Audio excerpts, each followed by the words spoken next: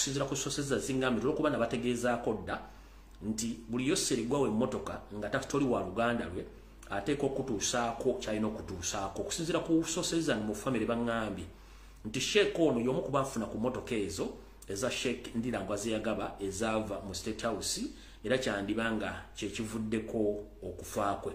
Bangambye nti bagenda mu muziika bangambye agenda kuziikibwa aziikiddwa olwaleero ku ssaawa zibadde 10 ebuyingi mu district y'Oteotera era ng'omwami ono Mukama amuwummuza emirembe yono neyomu kubawe mu motoka ezaabaweebwa ninge motoka zino nabagamba nti motoka zino zaalimu obutwa yoyo Sheikh afudde bambi Sheikh Badru Matovu kitalonyo ddala kubagenda nti afudde kansa naye nga famire yegambye nedda si kansa omwami ono yandibanga afudde butwa naye tubaga ebigambo bino mbuza tusaaga kubanga oli ye tabangako muntu wammwe era takwagalangako.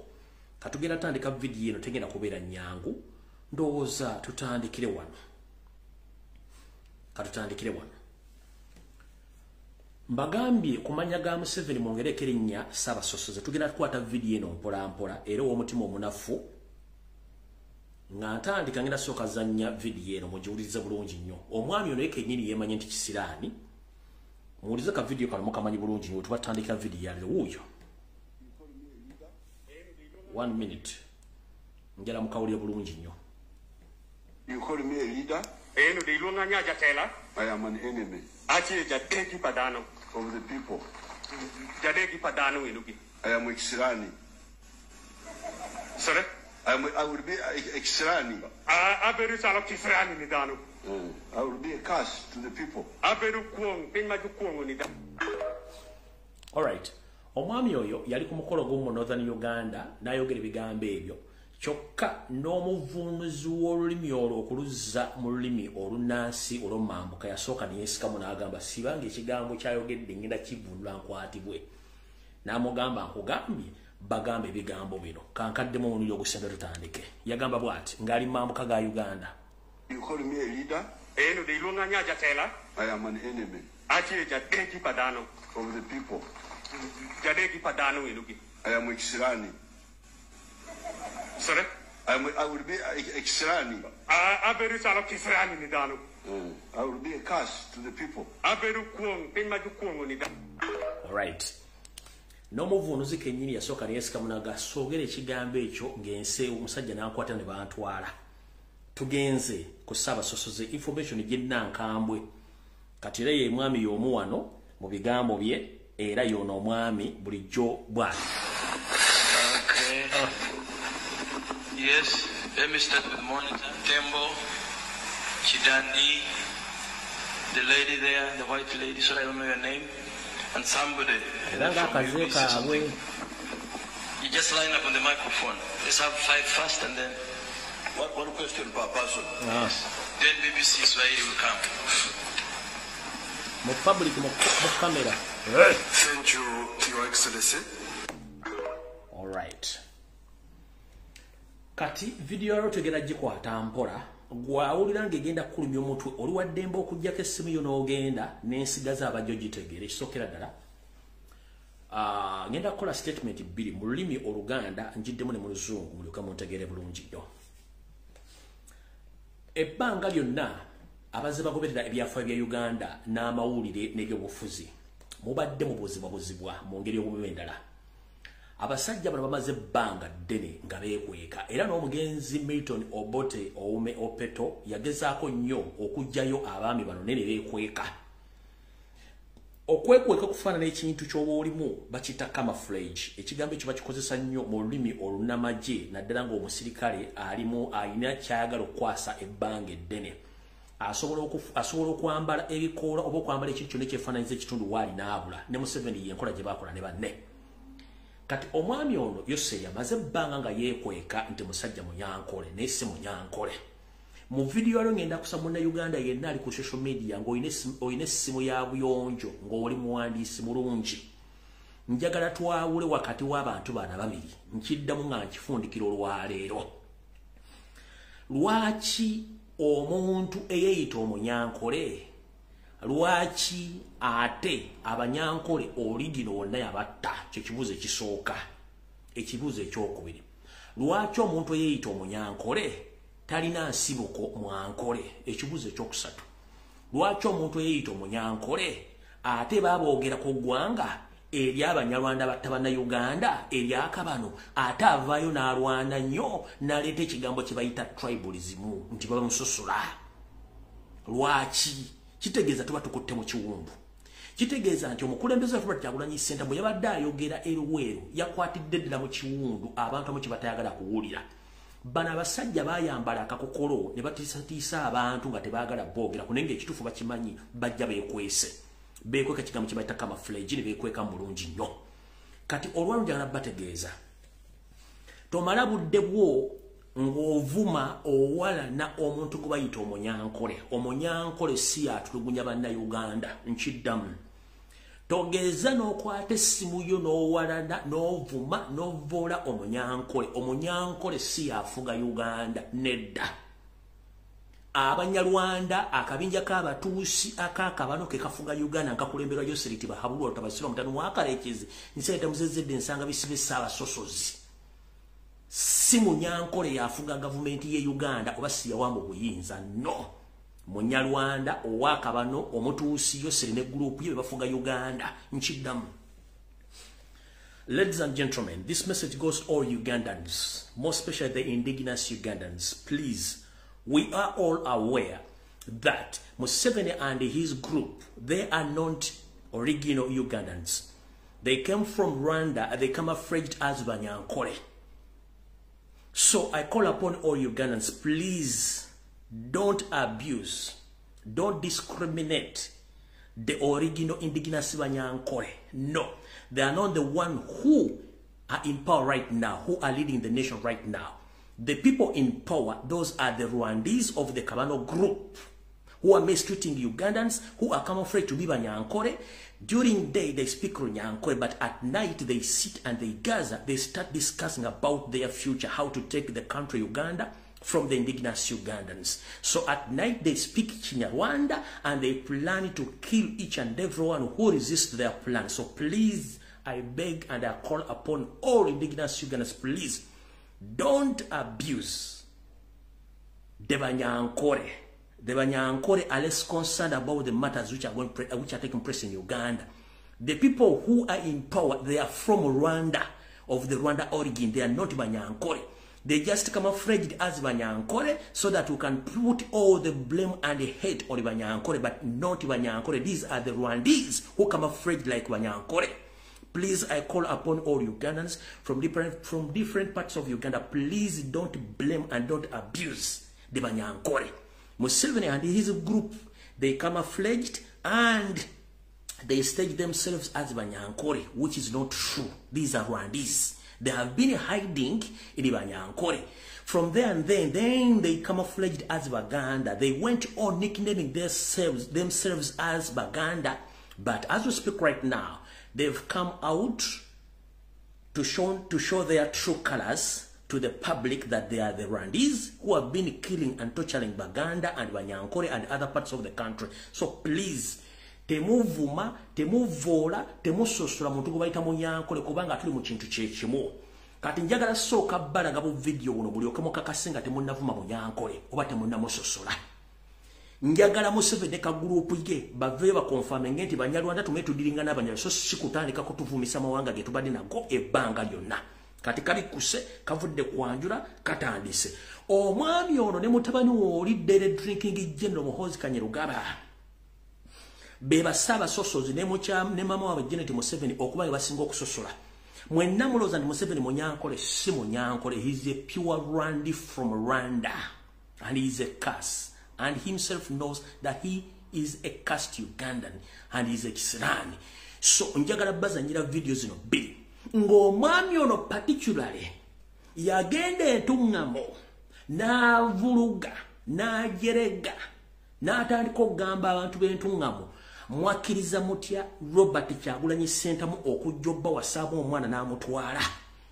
Era mwakkiriza mutya omutwala? Era tufuna mugaso ki? Kati Museveni njagala nsooke nkwambulira akabikka omulalu. Mwajja ne strategy nti mwagala kutwala nsi musindika abaana bammwe bajje abobuwala bazaale mu mawanga gonna agasigaddewo nti mukikole munda omwo abaana bajja bayambako in future. Mukulu nkugamba tugenda babazaalamu, tujja bakuza, tujja bateeka mu nkola entuufu ey'amawanga gasangibwa mu Buganda. Ne munabasindika mu Busoga, abasoga bajja bazaalamu abaana nga basoga kubanga omwana aba musajja si wa mukazi. Ne mba n'abasindika mu North bagenda babazaalamu abaana bajja kula nga ba Northerners. Ne mba n'abasindika Bunyoro bagenda babazaalamu abaana bajja kula nga Banyoro, bajja kula nga Batoolo, bajja kula nga Baganda. So eyo tactic ye mwakola nfu. Tugenda babazaalamu ate kijja baluma. Njala kubuuza eno tactic nakakoli mwavaanako mu nsiko in 1980s kale semagoba ki esaazi no mwali badde mweyagala nti mwina abantu abasukka mu bukadde 10 where are they are nowhere to be seen. Ne tugenda gera mu katukwa kati eyenkola yammwe ey'obusosoze nga mwesiriwaza ng'abasajja basitamye bafuka kati kankulagireko obwerentire buli tactic gye mwaleeta nfu. Musa Abaganda, Musa Abasoga, Musa Abanyoro nga mukozesa enkola ey'ekitemu naye twabategedde ate katubamanye tukoye. Kati mulyoke Muhozi yakola tweet n'agamba nti Kyagulanyi yajjawo bamutuba batya musinguzi era yajjawo obuyinza obuwasanga tebamuwadde lukusa.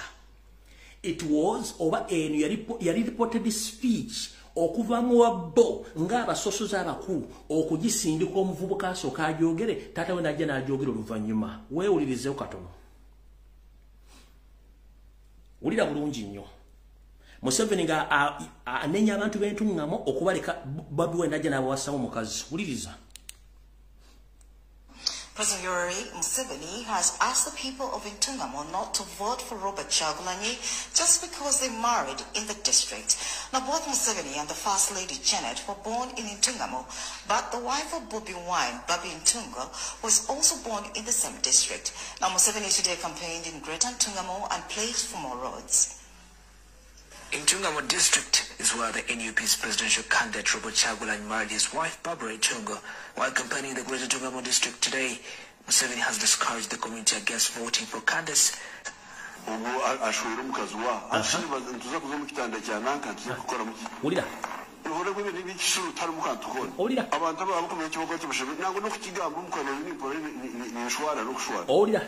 ate kurondo omuby'obutegeki n'omugasho omunaza kutugasiraki the same district is owulira hatred, owulira obukyayi obusosozi obuli mu Museveni. Mbu Kyagulanyi lwaki yagenda n'awasa entuŋŋamo era lwaki baamuwa omukazi gwe baamuwa bo ng'ab'entuŋŋamo balina mugaso ki era tebandikiriza musajja okuwasa mukazi okubanga bo bategeka abaana baabwe okufumbirwa nga balina ebigendero ebyo baali baagala. Kati Museveni okumanya musajja gw'ososola njagala ombulire mu famire yonna oba mulimu omuntu omulala tali wa ggwanga lyammwe akabano kamwe ayinza okuwasa mu famire taliyo nga n'abavubuka abaasooka baali aba UPDF nga tinafuka SFC abagezaako okuwujja bawala biwojjolo abamu baasibira mu ntaana abala bagenda bali mu ekizayiro olw'okuba nti bate bava mu kabano kammwe. Eno message njagala mujjukira bulungi nnyo tweet Muhozi gye yakola. Ono Museveni yabyogera ensi ewulira lwakuba nti balowooza nti information esobola okuvaayo muwulire bulungi nnyo mulyoke mutegere nti ono omusajja yasinga obusosoze. Kansula nti omukulembeze wakuno kwali buli Munnayuganda kwonna kwali ne media zonna kweziri zino eza Uganda omanyi mwesiriwaza nnyo wulira bulungi nnyo. President Yoweri Museveni has asked the people of Intungamo not to vote for Robert Kyagulanyi just because they married in the district. Now, both Museveni and the First Lady Janet were born in Intungamo, but the wife of Bobi Wine, Babi Ntunga, was also born in the same district. Now, Museveni today campaigned in Greater Intungamo and pledged for more roads. Intungamo district is where the NUP's presidential candidate Robert Kyagulanyi married his wife Barbara Ntunga. While campaigning in the Greater Intungamo district today, Museveni has discouraged the community against voting for candidates.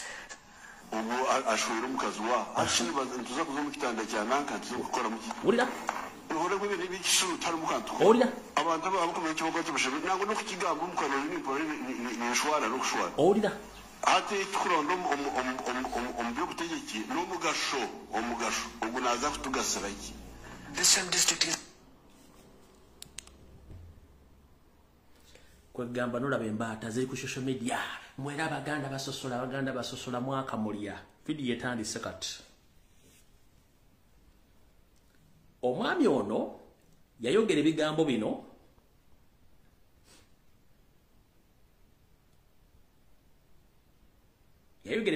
njagala kusooka ozanya videos zino kubanga mukulembeze yatugambye tubalagireko obwerere bu video natugijjeyo kansoke enzanye eno ng'ali mu magye bakyali mu nsiko ng'abuleminga amagye gavumenti ezasookawo nga zibesinga ku busosoze kikyakola olwaleero tutuno.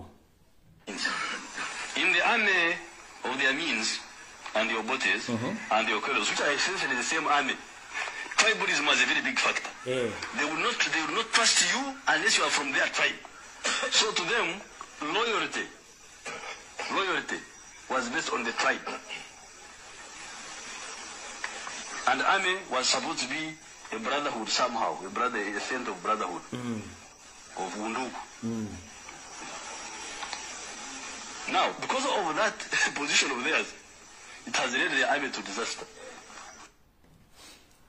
So, because of their position and their tribal statements, the previous governments, their regime collapsed because of tribalism, basing on who to be recruited in any government office and in any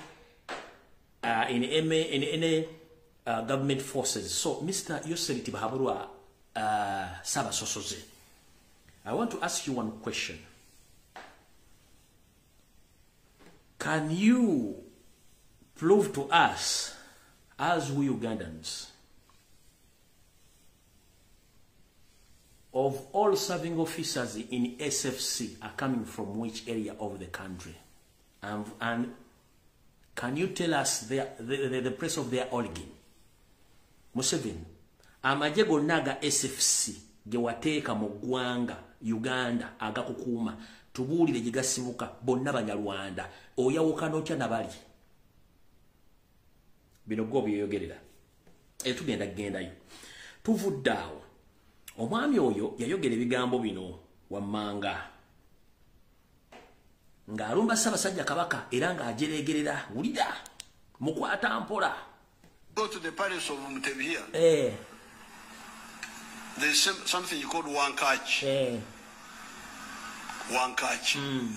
The Baganda say one catch. They talk about it. Where did one catch come from? They don't know. But we restored you so that you discover all these leakages. Instead of that, they are just busy with the parochialism, localism. One catch is a real word. One catch is a real word. Umubara, Lubala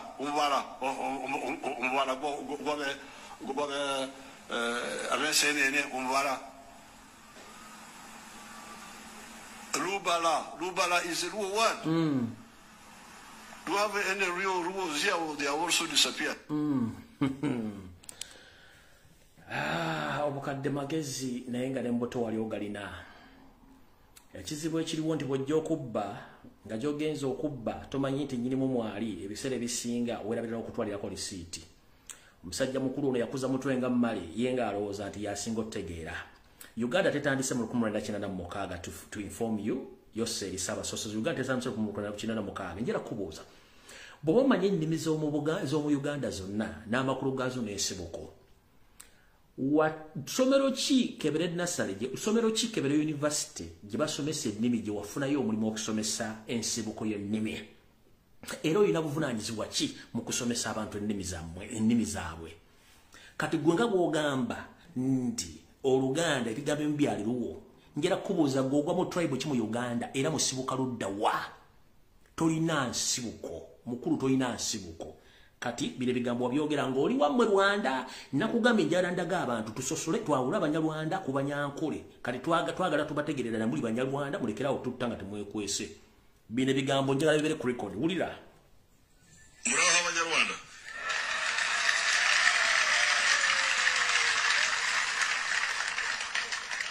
murakomeye cyane.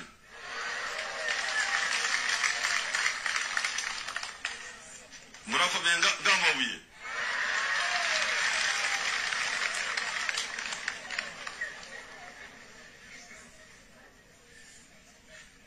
murashaka mbavugire Igiswahili Ikinyakore aho Icyongereza Kishaka cyose Igiswahili murakizi Ikinyakore mukimanya abo kumanyura Nyankore bangahe aba batazi wacha niseme Kiswahili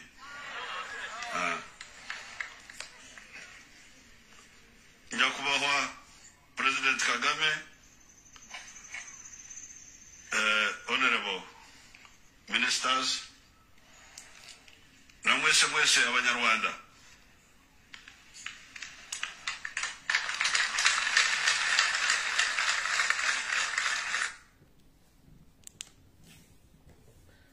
Ochaiza okuddamu ko kantole munyankole Yoseri tibahabulwa saba sosozo ochaiza okuddamu ko kantole munyankole you are not munyankole you are Rwandi but the problem is when we mention about the name of Rwanda you start changing the face the attitude why even yourself you fear yourself you fear your tribe so Teri muntu yenna kuddamu ko addressing nga munyankole mu Uganda oli munyarwanda abajja okuwamba ensi yaffe tutta so mbawadde obujulizi mbaletedde video buli kimu kati badde mbatulekanire mbufe tusosola kanuza mutegedde bulungi nnyo buli kimu nga bwe kiri kati omukulu oyo njala tugende ku video nga bwe yatandise olw'ensonga kansookera nsooke mbayisiza amawulire gano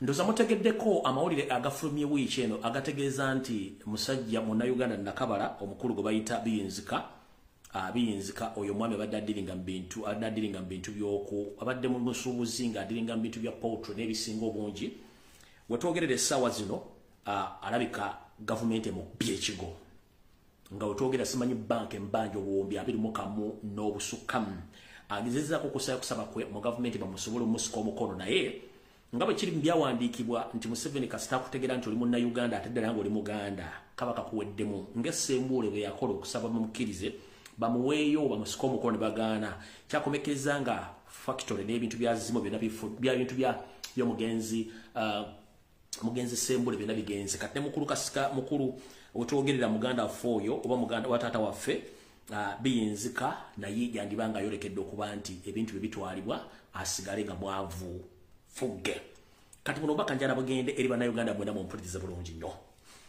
nina information ennekusifu gyenjagala bategeeza mugenda kutya wetwogerera essaawa zino ekitongole kya Uganda Revenue Authority ku buli border post ya Uganda yonna wekiri mu mawulire gano Museveni ayinza n'okuggyako internet sente za Uganda zonna ezisolozebwa zigenda Rwanda era ntegezeddwako nti abasajja ba Kagame gwe tuyita Pirato be bali under control eya Uganda Revenue Authority ku border post zonna ez'eggwanga sente zonna bazisoloza bazitwala Rwanda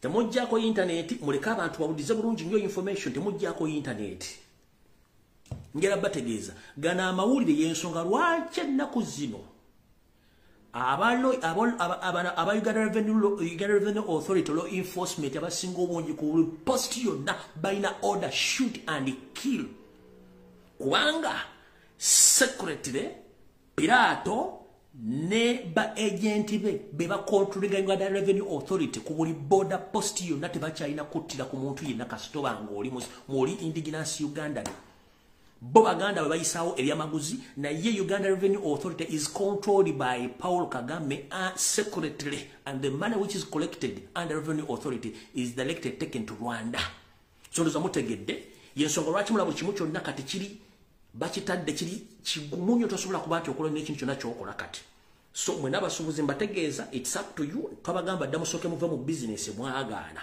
emisolo kati bawona jino na ku dining yamwe baba charging emisolo gitali mateeka kubanga Pirato yali under revenue authority mu kikokolo wansi nga basoloza emisolo ndoza mu kitegedde bulungi nnyo ne law enforcement officers bona basinga obungi abali mu Uganda Revenue Authority bonna bali ku mulimu gwa kusoloza sente za Pirato bazitwala ndoza mujja kuba bulungi mwe tubagamba. Alright, kati wano wenjagala tusooka tutandikire bulungi nnyo. Nazzi kuno ebigambo by'omulimba bisaana muwuliriza ate nga mugumiikiriza. Nadala yekoko omusajja eyita munna Uganda ate nga bw'ava ennyo okwogera te musajja munyarwanda ate yavudde n'aga nti Palestine gwe bayita Frank Gashumba ng'alogootana ng'aliko olubaale bali aliko Nabingi Kyagulanyi musajja murundi naye ffe twagambye tufunda n'omulundi ng'ayagala ensi ye naye ndi wano kutegeeza ne kagulupo kammwe mujja kukozesa media ne mugenda kuyiwa amanda mu mbugo kati mukulu njala kutegeeza Frank Gashumba Kasaboni njala kutegeeza akatali kabbe amagombo olya osula mu mulyango akatali kabbe amagombo olya osula mu mulyango omukulembeze afu omulonde w'eggwanga munnansi nakabala ataliko wadde ekibuuzo bwe yali ng'atandika olugendo lw'okujja okwesimbawo ku bukulembeze bw'eggwanga buli nsonga emukwatako yagiteeka mu mawulire n'agiteeka ku TV n'agita ku social media era yakola kye tuyita batwandigiise origin trek n'atambula okuva mu maka ge magere n'agenda ng'atambula okuva mu maka ge okulaga ensibuko ye obuvu n'obuddo okutuukira ddala ku jjajjaawe gw'asembayo okumanya eyaliko katikkiro wa Buganda mu myaka gy'abassekabaka n'abiraga buli kimu n'akiteekawo kati gwe bw'agamba nti Kyagulanyi musajja mulungi neewuunya olw'ensonga Bobi Wine okukola ekintu ekyo yali ayagala kulaga bannayuganda in the first place nti ngenda kwesimbawo ku bukulembeze naye omusajja gwe ngenda okwesimbawo naye musajja mugwira si munnayuganda kubanga tasobola kulaga nsibuko ye mwagaano kitegeera wetwogerere saazi mu ggwanga lya South Africa bayisizza etteeka ne bw'ozaalirayo omwana ng'oli mugwira omwana tafuna butuuze wadde okufuna ekyogera ky'e South Africa nkiddamu wetwogerere South Africa etteeka lyayise bw'obanga oli mugwira ne bw'ozaalirayo omwana gwe ne bw'owujja ebiwojjolo 50 teri mwana wagenda funa ndaga muntu ya South Africa dde obutuuze Robert Kyagulanyi Ssentamu okola origin trek ye alage ensi nti mwana nakabala munnayuganda ate mwana muganda yava mu makage n'atambula n'alaga ebijja by'abajjajjabe ensibuko ye okutuukira ddala ku ye gwe yasembayo okutegeerako nga yali katikkiro wa Buganda ku myaka gy'abassekabaka ne bassekabaka abaayita kati gwe bw'ovaayo n'ogamba Robert Kyagulanyi Ssentamu musajja mulungi ava bulungi ne twewuunya entegeerayo munnange tetumanyi obwazi onywedde kaziire naye ekyo si kizibu kyaffe ekyakosa Robert Kyagulanyi Ssentamu ekigambo ekyo ng'ayagala kusooka kulaga bannayuganda nti omusajja gwenvuganya naye si munnayuganda talina nsibuko era n'agibalagira ddala bulungi nnyo kati Gashumba wali otamidde ku olwo information tewagifuna oba origin trek ya Kyagulanyi nti wagi yagikola publicly nga kuliko TV, radio, social media platform nga ziraga n'akulaga endinetaana ya mama wange eno ya tata wange eno ya jjajja wa tata wange eno ya jjajja wa mama wange n'akulaga buli kimu mpaka lyatuuka ne Masaka mu bajjajja bali mu nkyakyaaliyo n'akikulaga kati kiki oba oyagala munnange kati mukulu njala kubuuzaako gwe munnange ng'oggyeko muzeeyi Antonio kitawo akuzaala ani omulala gw'olina mu kika kyo tolina kubanga n'Antonio yajjira ku ggaali nga ffe n'ava mu lusuku era we yakuzaalira ate ennaku zino wandibadde weesonyiwa amawulire social media kubanga onootera okuwaluka onootera okusesema ate kiswaza omugagga kwa kusitana k'entula onootera okwogera ebigambo by'ebitanira kujja mu public ebigambo by'oyogera byonna Kyagulanyi abasookayo dda kati wagenza okwogera mu Burundi yakulaga origin trek ye gye yakola ng'agenda okwesimba ku bukulembeze n'agikulaga ng'alaga Museveni nti tolina kyoli toli munnayuganda olw'okuba temulina bwongo temujjukira n'ekyo kyakulemye okujjukira ng'ogenda okyogera ki ng'ogenda okyogera ku TV kati wano wembuliza Gwosobola okulaga ekifaananyi kya kitaawo oba ekyajjajjaawo ombwati tokirina kakibe kijoyina kya kitaawo Antonio nga nettaka kuli wabbalibbe tetugenda kulwayo. Tugenze ku Yoseri Tibahabulwa tabasira mutani wa Karekezi. Mukuru Ssabasosoze Yoseri Tibahabulwa. Munange musajja Munyarwanda nga bwe tubagamba. Munyarwanda gwe Ssabasosoze njala kubuuza. Kyagulanyi yakola origini track ye n'agitulaga bulungi nnyo. Naye gwe agamba nti oli mutabani wa Amos Kaguta osobola okuleetera ekifaananyi kya Amos Kaguta kyonna. Ngoba muli ku birthday, oba muli ku ssomero, oba muli ku family day out. Otuleetera ekifaananyi kya Yoseri Tibahabulwa, otuleetera ekifaananyi kya Muzeeyi Amos Kaguta. Nga bw'oga nti kitaawo. Njagala otuleetera ekifaananyi kya Amos Kaguta. Oba muli mu family day out, oba mugenzeeko ku tuwa, oba mutulaze watu uno tulete ekifaananyi kya Amos Kaguta kuganda kitaawo. Tulete ekifaananyi kyo okitulageko just a mere photograph nga temukyeditinze ne mugenda kireeta gwe tulage ekifaananyi kya Amos Kaguta kuganda kitaawo.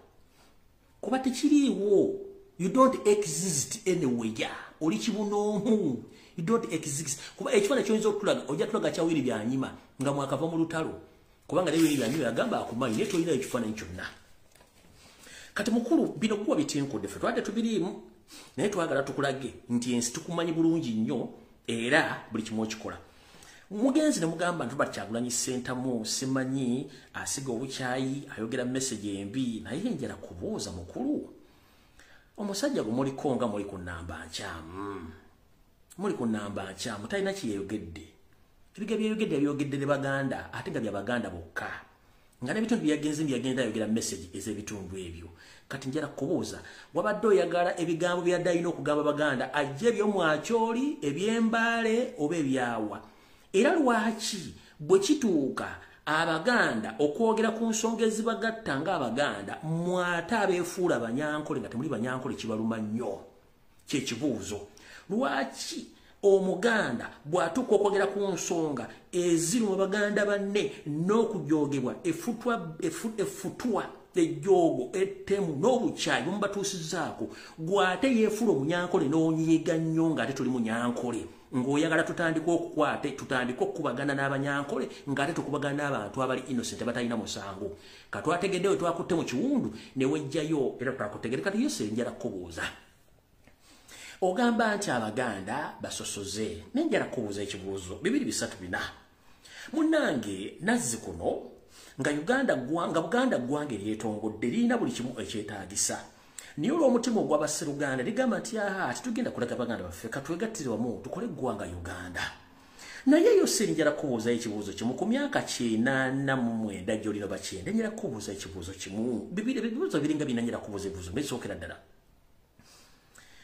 Bukyanga Uganda efuna obwetwaze mu 1962. Naye katuddire eddala emabega mu 1900. Tukimanyi bulungi nnyo nti Abaganda ebimu ku bantu abaali ababugumyekoko. Abaganda bwe baali ababugumyekoko akatono. Naye bwe lwatuuka mu 1962 baabugumizibwa ddala ne babuguma. Naye njala kubuuza mu bitundu bya Uganda byonna njagala ombuulirewo MP Member of Parliament Chairman C5 Chairman C3 owa kansala yenna nga yali yeesimbyeko mu kitundu kya Uganda ekirala kyonna nga Muganda. Njagala omundage taliyo. Ekisookera ddala Abaganda boowalana era boovuma tuwa ekitiibwa buli kitundu kya Uganda ekirimu obwetwaze nga kirina eggwanga n'ennono. Kizibu nnyo okusanga Omuganda ng'agenze kwesimba mu north no oba mu east oba mu west oba mu no. Kizibu nnyo kubanga first and foremost we respect other regions. Niyo olw'okuba temulina respect ate mwatusanga nga tulina weakness y'okwagala abantu y'ensonga lwaki akamanyiro mukafudde mukatadde ku stage endala. Nkugambye olina emyaka 85 plus ogenda mu 9.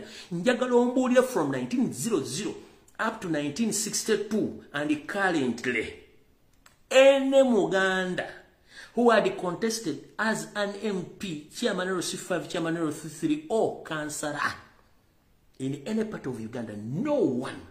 So that means we respect other regions. So toddamu kugamba kigambo tribe kubanga tewali muganda yenna yali akoze eki yali yesitaliiyo era kwongerezaako ku ekyo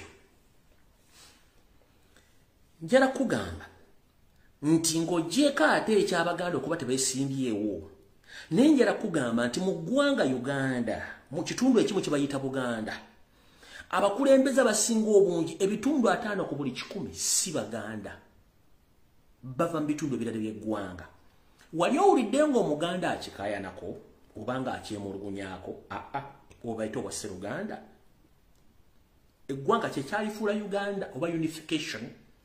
So whenever you come publicly to mention about tribalism, sectarianism, please zip up your stinking mouth. Next time, if you come publicly to talk about tribalism in Uganda, don't dare talk about tribalism and sectarianism. Please zip up your stinking mouth. Because you are the first person, or you are the most tribalistic creature Uganda has ever had. You, Museveni, zip up your stinking mouth. Don't you ever mention the word tribalism. You understand it again. Bobango jokwogera ekigambo kye bayita obusosoze ne kagulupu ko mu Uganda tuyambe totawaananga kwasamya mu mwago kubanga gwe ssentebe w'abasosoze nenga mwebuzabuzanga abasitama bafuka wabuzabuzanga abafuka banaaba gwakyasinza okusosola tugenze mu maaso njala kubuuza mukulu Yoseri tibahabulwa lutabayisiro mutabani wa Kareche Ssabasosoze mu ggwanga lyonna walabeka abaganda bameka abalina amataka okutuuka mu bitundu ebirala by'eggwanga baganda bameka kabere futi 10 taliyo negwe owulira tukisimbako essira tukyogerako nedda kubanga tuwa ekitiibwa ebitundu ebirala n'amateeka gaabyo n'obulombolombo n'endono byayo yensobola ki tetugendayo gula mataka Nemwe mujja ne mugula amataka teri abakwatako. That is respect. Kituwe ekitiibwa kati gobogamba nti ate abasosola babakiriza okujja abagula amataka then oba weetaaga okukebirako Windows kubanga weetaaga Windows update ne banno njagala ombuli abaganda bameka abalina ekintu kitugenda mu maaso. Yoseri njala kubuuza ekibuuzo ekirala abaganda bameka bomanyi abaddukanya business ez'amaanyi okwetooloola Uganda yonna bameka bomanyi tebaliyo naye ng'ate kino nkubuuzizza nti abaganda bameka abaddukanya business okwetoola eggwanga yonna nga baganda so ng'ate ebitundu 9 kati ku buli 10 business ziddukanyizibwa mu Uganda z'amawanga amalala agava mu bitundu ebirala bya Uganda naye owulira tukyemulugunyamu kubanga abaganda bannakabala mubalemesezza business nga n'asembyeyo olwaleero gwe musudde yebiyinzika abalaba bagudde flat tubala bangi nnyo kati gwe nova n'olujja ng'ogamba mbu simanyi tribalism waakamulya tugenze ku nsonga endala ndi wano okukujjukiza mukulu b'ovuma nti basosoze okimanyiiko nti buwajja nga tolina ndaweya oli mu lugabire oli mu kasaati kamu n'empale babiridde nga n'obukoowekoowa netulina kusirisala ekirivu wagenda gy'oyita ewammwe entungamu ne bakugamba tetujja kusobola mpisa zo munnange weeyongereyo n'ojja ng'otambula mpaka mu Buganda abaganda ne baganda tuli bayambe katuyambe omusajja ono tumutuusa ne bakwatako ne bakuliisa ne bakunywesa ne bakuwa obuddamu ne batuuka n'okubanga otinkula entalo n'ogendako ewamu mu kusooka gy'oyita ndi wamu ne baga tetujja bikkiriza n'odda mu baganda ne bagamba nti bw'obanga oddamu embavu esobola okulwana ffe katukweyungeko tugende era abasajja n'abakazi ne bagenda ne balwana olutalo va omwange ne baluwangula era bwe wafubutukanawo mu nsiko abaali basigaddewo n'obattirawo bonna nga baganda abaasobola okusomoka n'otandika okubagema omu ku omu ekirwadde kya mukenenya abasigaddewo n'obakuba obutwa ne bafa. Tewakoma ku ekyo. Ogenze maaso bazzukulu baabwe obasse abala bali mu makomera ng'ebitundu 7 ku buli 10 abali mu makomera agali mu Buganda bonna Baganda. Ogenda obbabuuza omusango n'ogumu gwe bazza nga tekuli musango gw'osobola kubasalira nti gwabasinga. Kiki ekyo ky'oba okola ky'osiga kye bayita kyekyo mukulu. Tuvudde waawo tugenze mu maaso. Nyongera okujjukiza Ssaabasosoze Yoseri si gwe Munyarwanda asuse mu Uganda. Abanyarwanda bajja dda mu 1920 era ne beegasanyiza mu Uganda nga nakati abamu bakyaliwo tosobola bawulira nga boogedde ekigambo. Niyo olw'okuba ggwe ne kagurupuko akatono akaakabano muline Fugabbi muline enkwezenge muline obutemu obukyayi mu ggwanga Uganda ne mugamba nti tujja kulwawo kubanga tutegeera abantu bano enkola yaabwe wabula ko tubaseeko ekifuba tusobola okubatta. Abanyarwanda bangi abajja mu Uganda gye buvuddewo katono nga gwe tonnajja neggoloza lwaki basobola okwefuga okuba nga baddewo. Gwe yaakajja jjo omufu omujja ku kijja n'otawaanya abagenzi bonna bw'owasanga ku kijja. Kiki nnyo ekikufuula ow'enjawulo gwe nolowooza nti gw'otya okusooka abafu bonna okuba nti oboogerera. Mukulu weefuge olw'ensonga nti tukimanyi nti gwe omulimu gwo obukyayi obuyonka kubanga olina ekigendero ekikyo ng'ate abantu b'oli mu kukyayi bantu abaakuyamba.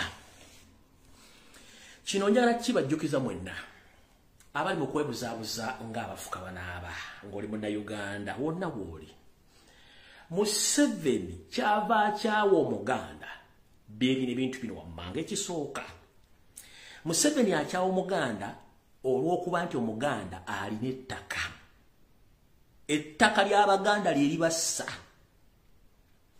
Museveni akyawa Omuganda olw'okuba nti Omuganda yeeyagaliza ate nekyalimu akyeyagaliramu. Kimuluma era kimudigida kimunigina ne kimuluma. Ekisembayo Museveni olulimi Oluganda lumuluma. Olulimi Oluganda lumuluma okubanga balwogera Rwanda, balwogera Kenya, balwogera Tanzania, balwogera mu North, balwogera mu East, balwogera mu Central, balwogera mu West, balwogera mu diaspora. Lumuluma era wawulira ng'omuntu ayogera Oluganda awulira ng'afa siriira naye nga talina kyakikolera. Muganda wange tolina kyakikolera kubanga entandikwa ebiseera ebisinga yebeera enkulu ku buli kintu kyonna kikolebwa. Kati olulimi lwe lusinga omuluma. Ettaka limuluma. Jjukira ye ng'omuntu omugwira era Omunyarwanda omuzza obuzi yali asuubidde nti ajja tteeka buli kimu ekisoboka asaanyewo Buganda. Kiganye. Lwaki Museveni ayagala kusaanyawo Buganda? Kubanga akimanyi yensibuko y'enkulaakulana y'eggwanga Uganda n'okutegeera n'okwegatta kw'abantu. Teri kitundu kya Uganda kyonna wali unification and socialization in the entire country of Uganda and the entire country of East Africa and Africa as well. Nkiddamu. Teri kitundu kya Uganda kyonna kiri unified, socialized than Uganda in the entire country in East Africa as well on the continent of Africa. Tekiyo. Mu Buganda wosanga Omuganda, wosanga Omukiga, wosanga Omunyankole, wosanga Omupokoti, wosanga Omukalamoja, wosanga Omunyolo, wosanga Omutoro, wosanga Omuchapadola, wosanga obulimu nga atudde ntende terya mbuuza gyava akola buli kyayagala awasa azaala n'aziika ne mu kitundu ekyo nga tewali amukubye ku mukono. Era n'olulimi noba tulimanyi ng'omanyi lwabitege balukuyigiriza ne bakwakomodatinga ne bakulagalaavu. Tekiriyo. Kati Museveni ekyo kimunyiiza. Tayagala bintu birimu unification. Yali asuubira entayimu egenda kujja asaanyewo Buganda yateekewo ekiki, which is impossible. It is impossible. Kyovola mbagale temulwana Abaganda baffe Banyankole. Ebyafa byaffe bigenda tulaga ki ekituufu ekiriwo. Kambazeeyo ku ntandikwa y'ekintu kino. Omwami ono bw'amala oga nti azizza Obwakabaka yamanya tabuwadde maanyi ngenda kukola ntya kante metemu obwakabaka bwa Buganda nga mbuteekamu obwakabaka obulala nsobola obbuyuzaayuza n'agenda Buluuli n'ateekayo kabaka w'Abaluuli oyo n'afireyo ng'omulongoose ngera agenza kubusitoopiga bwakabaka kukola kikola mirimu gyakyo n'agenda mu saidi z'Ekayunga n'ateekayo Beka Kimeze ow'Abanyala n'abeereyo ng'amujja mu UPDF naye atandika okutematema abantu ne kigaana n'ayongerako ne Munyarwanda munne Kalangwa agenda atematema abantu ne kigaana n'agenda mu bitundu by'Ekooki n'azzaayo kabaka w'Abakooki naye n'abeeraayo ne kigaana recent lobagyevudo yali ayagala nnyo okusitula omuzimu waliwo Ssaabasisi nga naye kabaka agenda tola ebitundu by'Essisi oneegi yabulira tetwamanya oyo gwe bayita Yoseri nga ye ekintu kye kyayagala kusaanyaawo nakola ki nakutemula kati mukulu gakubugumye awo nno we tugenda okujja vidiyo ya leero tumusomera obusosoze obuli buli wamu naye nga tugenda okumusomera obusosoze obuli wamu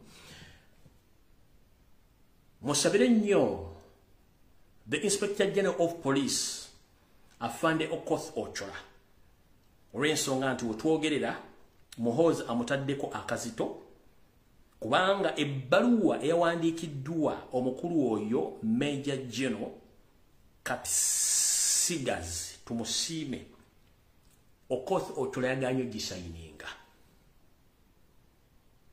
era essaawa zino ayinza okuba ali ku mbooko oba bamubuuza lwaki yaganye sayininga ebbaluwa eyo okusinzira ku sources zange enneekusifu oba mu mpuundamano baŋŋambye ntegeeze eggwanga nti ekintu kyonna ekituuka ku abassaabaduumizi wa poliisi General Okoth Ochola Muhoozi n'ekitebe bakimukoze olw'ensonga yabagamba nti there is no need to stop Robert Kyagulanyi Ssentamu in his all country tour lies because it is under the constitution, it is under the law. So I can't sign any public document to stop him. It is under the constitution because it's you who ordered the Electoral Commission to draft the roadmap of the coming 2026 elections. So it is under the law, Robert Kyagulanyi Ssentamu to continue with his country-wide tour. Nabagamba over my dead body, I will not sign that later. Nezileta owakabano nengalabiye kati siime tumusime kati siime kati sigazi tumusime nengalabiye najjanga nasayininga natekake mukulu ekintu kyonna ekituuka ku ssaabaduumizi wa poliisi Okoth Ochola, you must answer. Let me start this message in English again. My fellow Ugandans, I'm here to inform you that as we speak right now, the Inspector General of Police, Mr. Okoth Ochola, his life is under danger or his life is threatened by the son of Museveni, the daily drinking general Muhoozi Kainerugaba, after the refusal of signing the letter which was signed by this so-called Munyarwanda Katsime, which was stopping the elected president of Uganda, Robert Kyagulanyi Ssentamu, from continuing doing his country-wide tour. So, Mr. Okoth Ochola told Muhoozi and his family, but it is in the constitution of Uganda which allows Bobby Wine to continue moving across the country with his rally because it's you ordered the Amokama to publicly announce the roadmap of the coming elections of 2026. So it's in the constitution and is under the law. Mr. Bobby Wine to continue with his public rallies. So he refused to sign that letter, which later on Katsime Kasigazi, the so-called deputy, signed that letter himself because Okoth Ochola refused to sign the letter. So zamutegedde bulungi nnyo bayinza okugamba tebamanyi luzungu abazo katamanyi Uganda simate bamanyi ki nkinyonyodde bulungi nnyo kati obulamu bwa gaayo yoli matigre ensonga nti publicly yaganya ati yakowa ko wadda yabakowa ko wadda ye yakowa mu biragire by'ekisimu kati yakowa tugenze maaso ekirala njala tegeeza omukulembeze wange w'eggwanga muganda wange Lutamaguzi Semakula n'abantu b'omu Luweero ntegezeddwako empunda malungu zange jjajjaffe eyasumikidde omukulembeze omulonde lwa Kyagulanyi Ssentamu omwami oyo ow'Eruweero ntegezeddwako nti era muhoozi omu n'ekitabalagidde omwami oyo anoonyezebwa bunnambiro atandika okukunyizibwa akajojijjoji k'ebibuuzo lwaki yasumikidde Robert Kyagulanyi Ssentamu n'amuwa obuyinza oba amaanyi ge yalaze mu ngeri gy'abadde atambulamu eggwanga lyonna. So jjajjaffe gwe nkimanyi kuno ku video bayinza ogikusalirako ali Eruweero nkutegeeza nti takubigere oba ne gy'obadde oyita oba gy'obadde olya yonna wegendereze nnyo bakutaddeko enkesi okwetoola Luweero yonna baagala kumanya lwaki wakutte amaanyi n'ogaba Robert Kyagulanyi Ssentamu so nga ate bandibadde basuubire tuwandiika wadde Daily Drinking General ng'ate it is impossible kubanga si y'omu ku bannayuganda nga n'ekitaawe naye mpuuna malungo. Akasembayo tuleke tugende ku information. Honorable Lutamaguzi Semakula era owe Nakaseke muganda wange nkwagala nnyo. Gwomu ku bannayuganda abatono ennyo ng'oggyeko Robert Kyagulanyi Ssentamu. Avaayo n'oyogera ennyukuta nga baagiwandiika mu kitabo.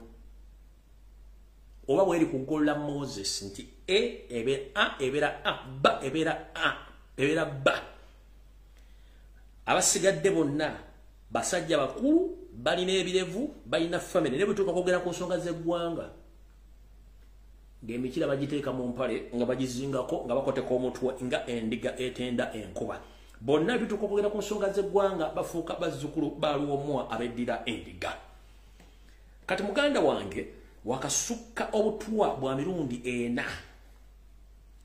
naye ntegezeddwako nti Omunyarwanda Frank Gashumba ngera akwatagana ekibinja kya Genocide Musale ekitugumbuzi nga bateeka olukwo lw'okutta muvubuka Jakana Nadduli Sulaiman. Meeting zabaddeyo era bagezaako nnyo okutracinga balabe nga bakutuusako obulabe. Naye Munyarwanda gwe Frank Gashumba kubona bageka kati Banyarwanda mbogera openly luli mwali mutya era nze gubasokirako nti ntambuza tribalism I'm here to stay. Nze nakitandika ekintu kino okwawula Omunyankole ku Munyarwanda era ne bangamba oyo nvubuka ayawula mbantu simanya Omunyarwanda oli Munyarwanda Omuganda Omunyankole Omutolo Omukiga Omukukusabiri Mukalamojja buli muntu ayina eggwanga mwasibuka temugenda tutiisa mmwe. Bw'oba oli Munyarwanda publicly stood with your 2 legs mention your tribe ne wajova ndi Muganda ava mu Buganda. Omunyankole ava mu Ankole, Omukiga ava Bukigeri, Omutolo ava Tolo, Omugisu ava mu Mbale. Omuntu yenna yeebuzaabuza nga tasobola kwogera ggwanga lye gy'ava. Oye mulabe nnambe mwe Museveni ovaawa osibuka wa where do you belong nkiddamu gwe Munyarwanda gwe Frank Gashumba publicly kati katubyogere gwe kiruma afe.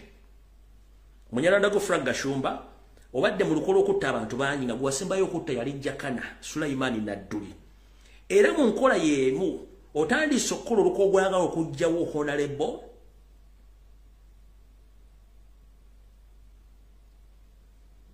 owe Nakaseke Lutamaguzi Semakula kubanga mbw abafuukidde ekizibu naye ekyo si kyekikulu. Ensi tugikyalako obukyazaako yagibira tuli mu kabuka gezaako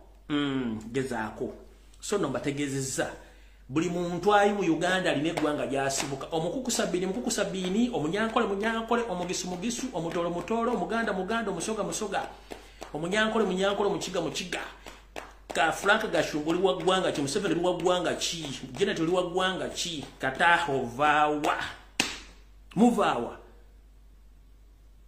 Katonda yatonda buli muntu nga ayina eggwanga mwava muvaawa mweyita Banyankole temuli Banyankole muvumisa Banyankole nga ate Banyankole sibe mulimu n'ennimi zaabwe ne musoogera nga ate temuli Banyankole mukitegedde bulungi twetaaga buli mbwedde ku nkondo yaayo.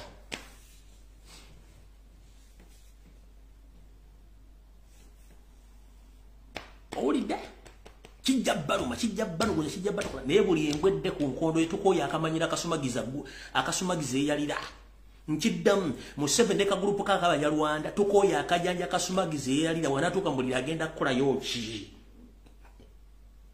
oba tukoya akajanja akanyampya gula toyi bonotuka munda soko olindo gule toyo tuke munda otandika okubaluka ng'emberengeza popcorn akajanja kamwe tukakoya kwefula kimutali muri Banyarwanda period bwembanga mind eggwanga Rwanda Abanyarwanda kivumo mwali badde mutuuzaako wansenga labi yammwe mukitagedda bulungi buli muntu bakubuuza where you coming from Uganda ova mu kitundu niva mu Buganda ndi Muganda that is it ndi Munyankole proud Munyankole okitegedde ndi proud Mugisu tuli amaleewa ndi proud Mutolo empako yawe nti akike aderi atyenji as simple as that Museveni ovawa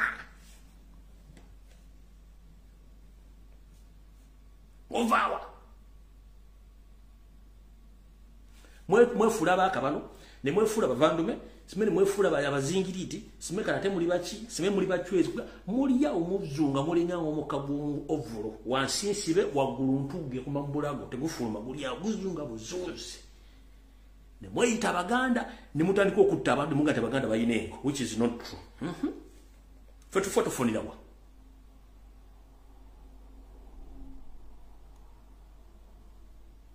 Abaganda bayineko kumba obusajja enkwe bekane ku maaso ne keetuma amanya kumbe kasajja n'oli akali akasajja akampi akalina kufu eyakabuyonjo kano kakabanda akana akeno egundi oba mubende mbuye kabanda kalina enkwe zikalabikane ku bukookoowe oli Judith n'abakoba n'omutunuulira mbu naye Muganda kumbe naye mukazi Munyarwanda waliwo oli Kibedi Nsegumire ali eno sayidi z'Emityana ate bangambye Kibedi Nsegumire oyina kampuni etwala abaana ebulani abana babiri wabbako sereza abo toyala basasula kampuni yo ngenda kitandiko Nsegumire Kibedi ate nkwata mpola gwe nakuwoninga sasula abaana oba batwale byo basubizo bujjo bajjako sente Nsegumire Kibedi nkumanye bulungi nnyo from A to Z sagala kuyingiramu naye abaana bwajjako sente kwata passport zabo zibo batwala byo basubiza ku sente zabo zibo bajjako okitegedde bulungi nnyo kati mukulu mwenda amanyise Kibedi MP omitanse Kibedi Nsegumire Kibedi ava Mityana eyo naye yita Muganda gate musajja Munyarwanda bulungi nnyo pure oyina kampuni etwala abaana wabajjako sente kati omwaka gugenda kwenda tobatwalanga ne sente zabo wazirya sasula abaana sente zaabwe kati tugenze kamba somere wano mugenda kutya bulungi nnyo tusookerewa anti twagala kubalaga kansooke mbalaga ekiri emulago bino bulijjo tubiyogera nga muloza tusaaga nabage mulago teri wasawo nga muloza tusaaga muwulire ekiri emulago mulambo gulemedde mbalamu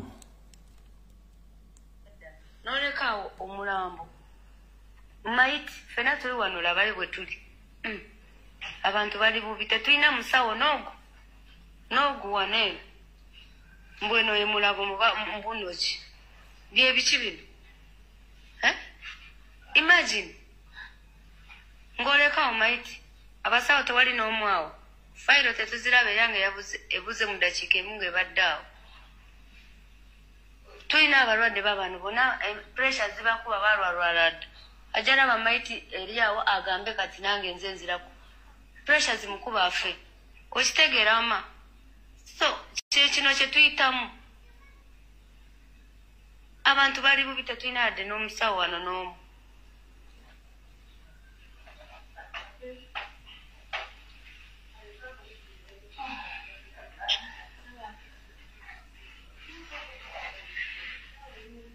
sawa namba maiti eri awo amazima nga tulinawo abaana abakadde uya agenda tunula ki nga alaba omunafudde bamulesaawo nga tewali musawo n'omu what's that nga twogera amazima what's this amacupa gaago gali awo gatudde naye n'omulwadde wange wunaali wano tebanamukolako kati wuyo mukadde mulabe this is mulavu mwera ya general faro ya Uganda mwe nga tuze mazima what's this obeera otya ne maiti wano yino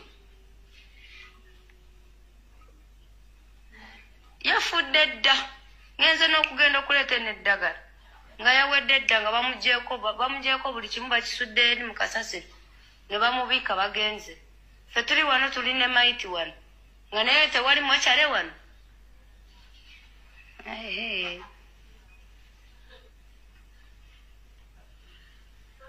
kamera yiyo eraba bwe mba nimba kamera ejja biraga yiyo ngirukodinze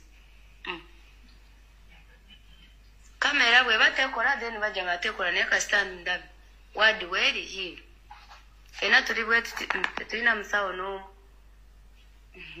endabiteekayo musaaga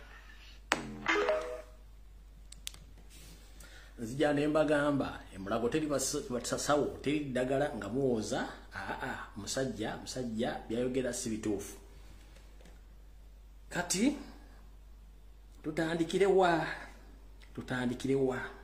kubanga twagala tulaga abasajja bano kye bayita tribalism na buli kimu bakitegeere kye bayita tribalism n'okusosola ndowooza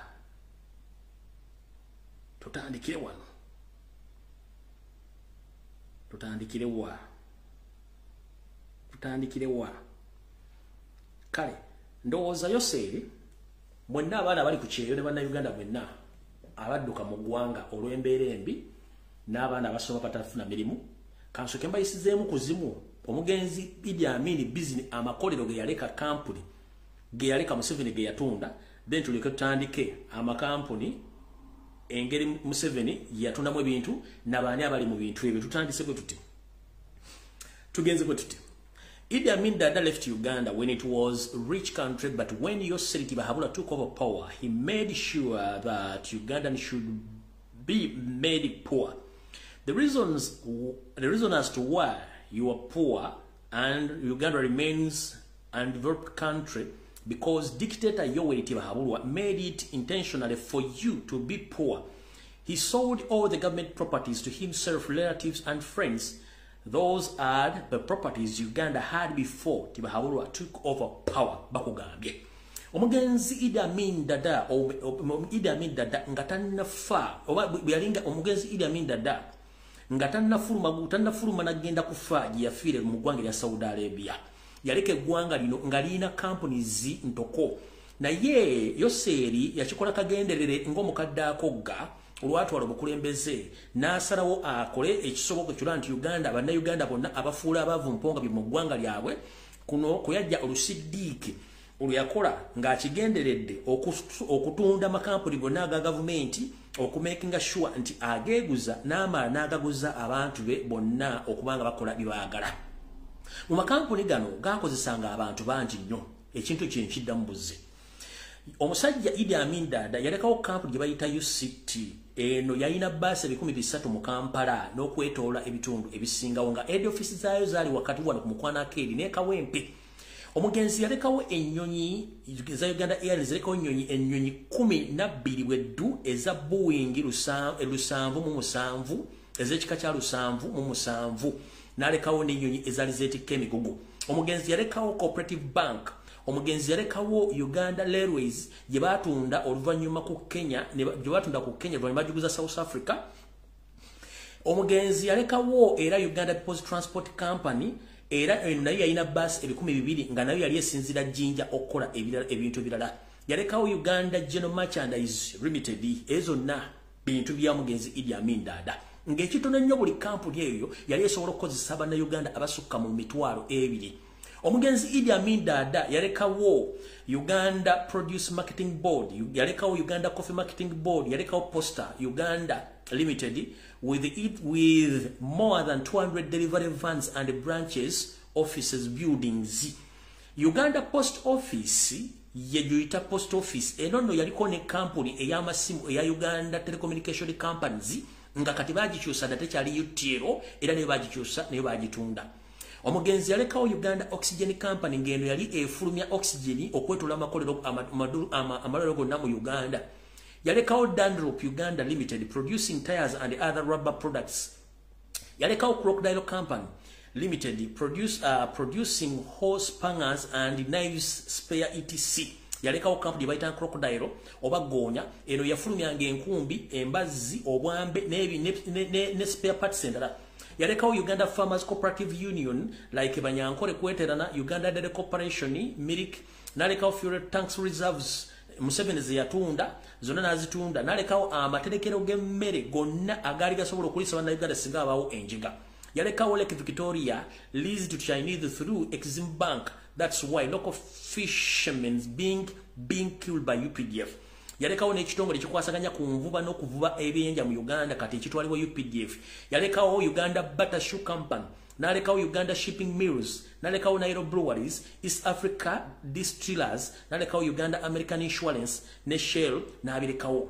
Omugenzi yalekawo Lake Victoria Bottling Company, nalekawo Uganda Securico Uganda, nalekawo Agricultural Enterprises, nalekawo Uganda Tea Corporation Limited, nalekawo Tampeco Uganda Limited for motor number plates, nalekawo White Horse Inn, nalekawo Brenda Uganda Limited, nalekawo Hotel Margarita, Hotel Moroto Mountain Moroto Hotel, nalekawo Lock Hotel, nalekawo Uganda Cement Industries, Nehima, Lila Hotel, Soroti Hotel, Hilltop Hotel, Sheraton Hotel, Uganda Fisheries Enterprises, Mountain Oregon Hotel, White Rhino Hotel, nalekawo Uganda Leather and Tanning, nalekawo Uganda Meat Packers, nalekawo Lake Victoria Hotel, nalekawo Uganda Hardware Limited, nalekawo Winds Uganda Limited dealing in cotton, nalekawo Uganda Cement Industry Tololo, nalekawo Moya Safari Lodges, nalekawo Uganda Motors Limited, nalekawo Kampala Auto Center, nalekawo Uganda Hire Purchase Company, nalekawo Republic Motors. Tugenda mass. Yalekawo African Textile Mills, nalekawo Toto Uganda, nalekawo Nightil, same company recently lobbed Ugandans UG shillings 82 billions for masks. Ewaji tubira wali muguli mu corona. Nalekawo Fresh Foods Uganda Limited, nalekawo Agip Limited, nalekawo Agip Uganda Limited, nalekawo Foods and Beverages Uganda Limited, nalekawo African Ceramics Company, nalekawo Uganda Pharmaceuticals Limited, nalekawo Motorcraft and Sales Uganda, nalekawo Uganda Commercial Bank with headquarters at currently Cham Towers building, had many branches across the country. Now Stanbic Bank, Kibimba Rice Corporation, nalekawo Uganda Grain Mills Company, nalekawo Comrade Cycles Uganda Limited, nalekawo Uganda Meat Packers, nalekawo Uganda Crane Estate Limited, nalekawo Uganda Industry Machineries Limited, nalekawo Second National Operators, nalekawo Entebbe Handling Services, Barclays Bank Uganda Limited, nalekawo Lango Development Company, Paco Industries Uganda, Consulted Properties, Indian Properties, Bank of Baroda, British American Tobacco. Tugenzezo na companies. Nalekawo Uganda Clays Limited waliye Kajans. Nalekawo Neck Pharmaceuticals Limited. Nalekawo Masindi Hotel, Central Purchasing Company, Kila Sugar Works. Nalekawo Steel Corporation of East Africa. Nalekawo Uganda Garments Industries Limited. Nalekawo Apollo Hotel Corporation. Nalekawo Transcend Uganda Limited operating tailors across East Africa. Nalekawo Associated Match Company. Nalekawo Renzori Highland Tea Company. Nalekawo Uganda Electricity Generation. Nalekawo Nairo Hotel International. Nalekawo Uganda Electricity Distribution. Nalekawo Vision Group owned. Nalekawo National Insurance Corporation. Nalekawo National Housing. Nalekawo Uganda Dairy Corporation. Nalekawo Chinyira Sugar Works. All first world government schools that known in Tale School, Mbala High School, Bwera Nyinji Girls, Gayaza, Nabisunsa, etc. That's why use was introduced in those schools. New Mulago Hospital, private enterprises, Kasasiro on. Tugenze maso nuza motegedde bulungi yoyo mugenzi Idi Amin Dada katika tugende ku bantu abaddukanya companies zonna enzibe Museveni ziyakola kyagamba tribalism tamumanyi. Tugenze maso ekitongole ekisoloza omusole South bagambye nti kiri under Pirato John Misinguzi yakikulira. Tugenze ku customs za Uganda Revenue Authority zikulibwa Abel Kagumbire. Tugenze ku Yunula ekulira Aleni Kajina. Tugenze ku NSSF ekulira Richard Byarugaba. Tugenze ku Nema ekulira Akankwasa Birigerega. Kugenze ku URSB ekulira Mase Kainabwisho. tugenze ku UBOS ekulirwa Ndayitera Mukiza, tugenze ku Uganda National Drug Authority ekulirwa bitekerezo, tugenze ku Dare Development Authority ekulirwa Akinkiza Samsoni, tugenze ku Coffee Development Authority ekulirwa Emmanuel Lyamurenje Nyiribingira wulira amanya, tugenze ku Petroleum Authority Honest Lubondo, tugenze ku Public Procurement Authority Benson Turiame, tugenze ku National Information Technology Authority Hatibu Mugasa, tugenze ku kakiiko akadukanya ebyokulonda tugenze ku kakiiko akadukanya ebyokubba obululu mu ggwanga kuliko Simon Byabakama Mugenyi, tugenze ku National Medical Stores kuliko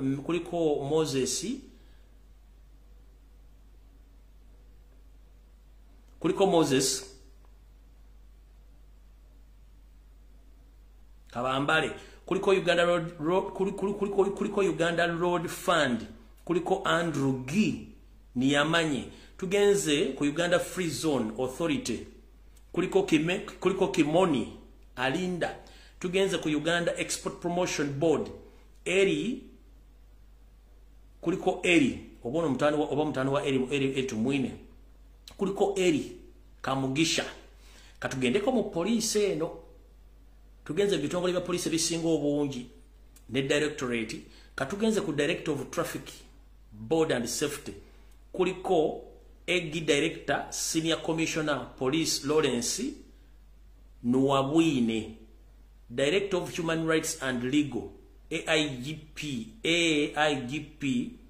Erasmus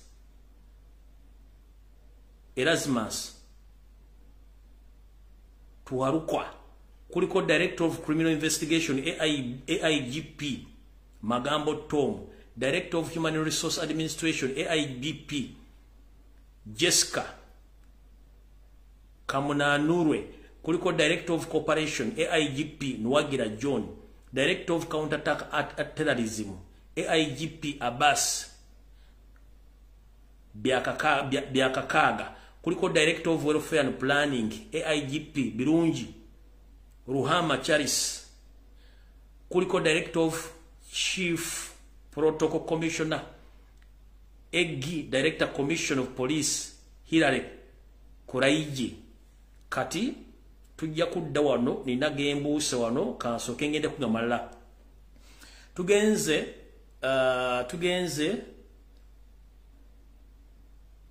Dr. Kansiime mumanyi oyo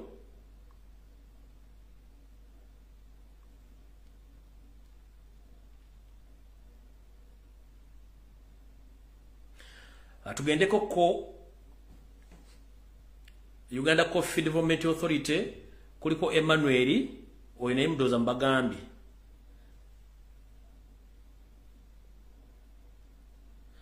bwetugenda no ku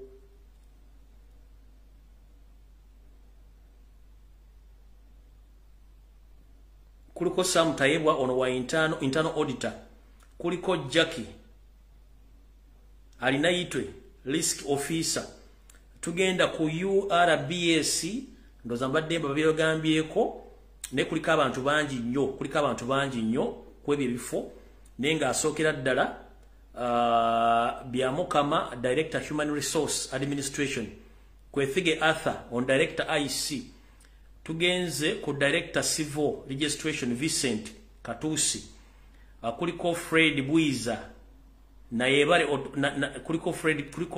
kuliko Freda Bwize na yebale Otafire Director Planning and Research, kuliko Gilbert Agaba Director Intellectual Properties, kuliko Robert Mugabe Director Insolvency and Receivership, kuliko Ambrose Kaju Director Internal Auditor, kuliko Caroline T Egesa Body Secretary, Francis Kagwa Director Finance Administration, Ntale Christopher, Director Business and Registration. Abamu balina amanya naye gabulire nga sige gaabo. Tugenze ku Board of Directors abanira eno gye bagaba endagamuntu n'ebirala. Chairperson Josephine tugenze kunira. Chairperson Mr. Joseph N. Bibono banange. Vice Chairperson M.F. Rus Mvumenta Kavuma. Ba members kuliko Dr. Betty Kivumbu Nyangoma, kuliko Meja Jeno Apollo Kasita Goa, kuliko Dr. Paulo Kintu, kuliko Dr. Crispus Ndatira Mukiza, kuliko Simon Byabakama obada yono jali abeera yeyo, kuliko Dr. Hatibu Mugasa, Executive Director Mrs. Rosemary Kisembo. Tugenze ku medical store najibagambye eyo. Katugenze ku mafuta g'ebunyolo. Executive Management Team. Ernest Rubondo, MS Juliet Mpima, Mr. Clovis Irumba, Mr. Michael Otonga, Dorothy Ainebyomugisha, Alex Nyombi, Penina Ahebwa, Joseph Kobusinje, Ali Sekatawa, bano bonna amanya katugera liikire gano getusoma. Tugenze ku URM agitegedde Customs, John Musinguzi, Abel Kagumire, NSSF byonna bitegedde nema akankwasa birege kuliko bana abasajja nedda.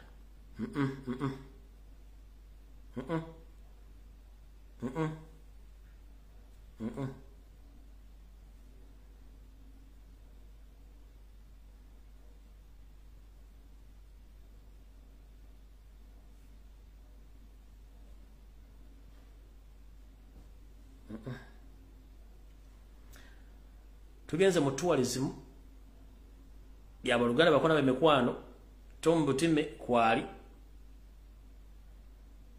kuliko Martin Bahinduka, State Minister for Tourism, Dorin Katusime, Permanent Secretary of Tourism and Wildlife.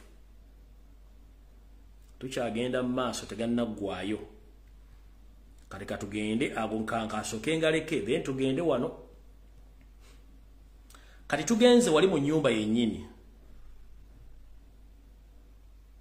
The family and the clan runs the country. A family tree.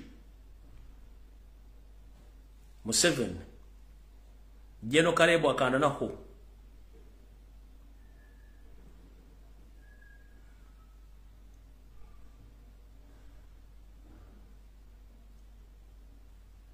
Minister of State for Microfinance, Presidential Advisor and Defense. Oyakanda nako. Tugenze ku Janet Kembabazi, Minister of Education and Sports. Tugenze ku Bright Ramirama ono kazini to Museveni, State Minister for Agriculture. He owns the whole of Isingiro district. Bright Ramirama, cousin to Museveni. Tugenze ku Shadrack Kanzei, Museveni's step brother, Youth Mobilization Desk, State House. Tugenze ku Mariam Karugaba Chikwekwe, Museveni's step sister, Administrator, State House. Tugenze ku Faith Katana, Museveni's real sister, married to a German man, Secretary Education Service Commission. Tugenze ku General Mohoz Kanyerugaba, Presidential Advisor and Special Operation on Security. Tukirira. Major General Sabit Muzei, cousin to Museveni, NEC Enterprises. Tugenze ku Kano Katera, owning one of Janet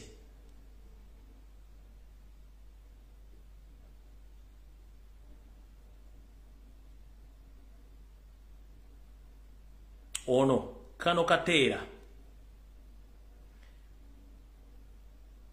owning one of General Museveni's command of 4th Division, Gulu.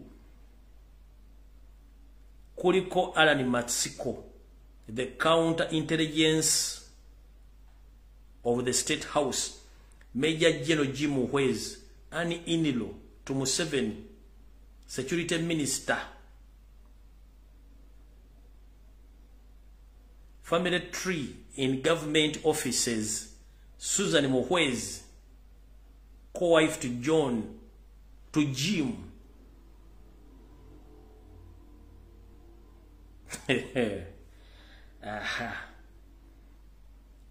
Presidential Assistant on Africa Growth Opportunity Act Program, AGOA. Banange, kuliko John Wycliffe Kazora, a cousin to Janet Museveni.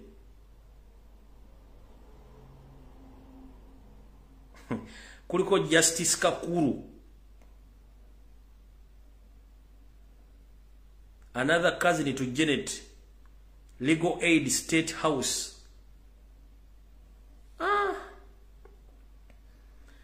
Tugenze kusamo kutesa in-law to Museveni and a father-in-law to Muhoozi, former Minister of Foreign Affairs, Family Tree in public office. Brigadier Henry Tumukunde, former head of ESO CMY, former Minister of Security, cousin to Janet Kataha, is under rehabilitation, Family Tree. Eri Rwakakoko, a cousin to Janet, Moses Byaruhanga, Kingmaker for any political endorsement, Family Tree.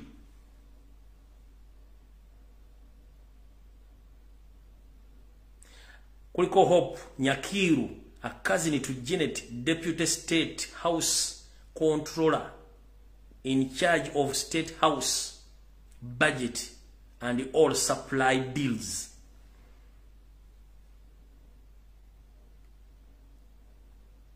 Kuliko Jole Sabune, Managing Director, Cotton Development Authority. Kuliko Natasha Museveni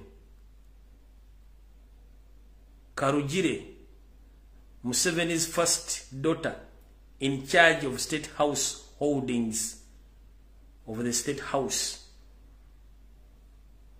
Kennedy Kayonga, exporting security guards to Iraq, Dubai, housemaids in Qatar, and all Saudi Arabia. It is a family tree and family reunion running the state affairs. Banange kati bana Uganda batufu baliro ddawa gwagamba tribalism kubanga ba RDC bonna abali mu gwanga ebitundu 7 ku buli 100 bonna bonna ba kabano ba DPC ebitundu 9 ku buli 10 bonna ba kabano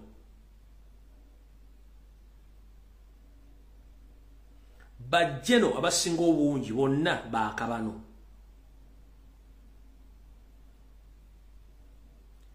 tugenze mu authorities ezisinga obungi zonna abazikulira ba kabano